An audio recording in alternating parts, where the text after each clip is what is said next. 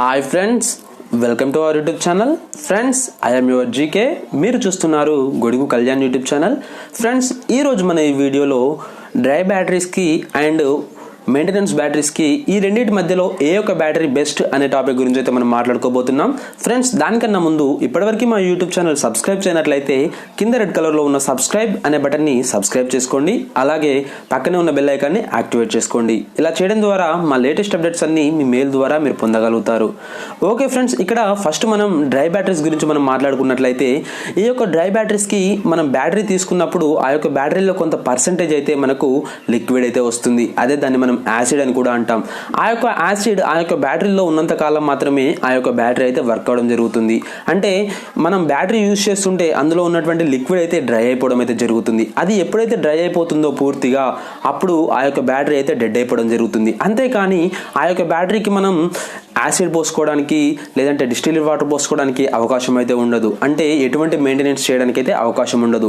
దాన్ని అలానే యూజ్ చేస్తూ ఉండాలి. ఎప్పుడైతే డెడ్ అయిపోతుందో అప్పుడు ఆ యొక్క బ్యాటరీని తీసేయడం అయితే జరుగుతూ ఉంటుంది. ఎందుకంటే ఇక్కడ ఎటువంటి మెయింటెనెన్స్ లేదు కాబట్టి దీన్ని మనం డ్రై బ్యాటరీ అని చెప్పేసి అంటూ ఉంటాం. ఓకే ఫ్రెండ్స్, ఇక్కడ మనం మెయింటెనెన్స్ బ్యాటరీ కనుక చూసుకున్నట్లయితే ఇందులో మనం 3 monthsకి ఒకసారి లేదంటే 6 monthsకి ఒకసారి మనం వాటర్ లెవెల్స్ చెక్ చేసుకొని డిస్టిల్డ్ వాటర్ లేదా యాసిడ్ వాటర్ అనేది పోస్తూ ఉంటాం. అంటే మనం మెయింటెనెన్స్ చేస్తూ ఉంటాం కాబట్టి దీన్ని మనం మెయింటెనెన్స్ బ్యాటరీ అనేది పిలుస్తూ ఉంటాం.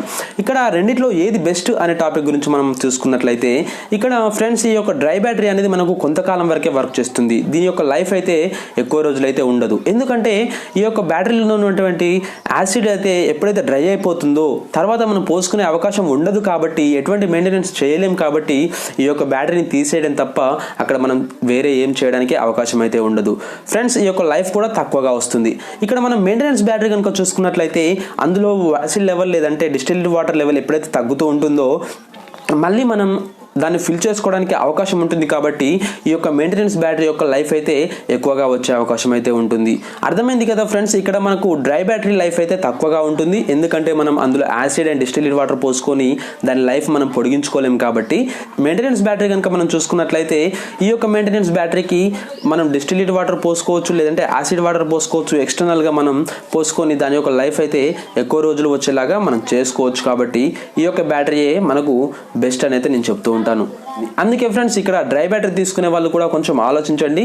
డ్రై బ్యాటరీ తీసుకోవడానికన్నా మనకు మెయింటెనెన్స్ బ్యాటరీ తీసుకుంటే లైఫ్ ఎక్కువగా ఉంటుంది.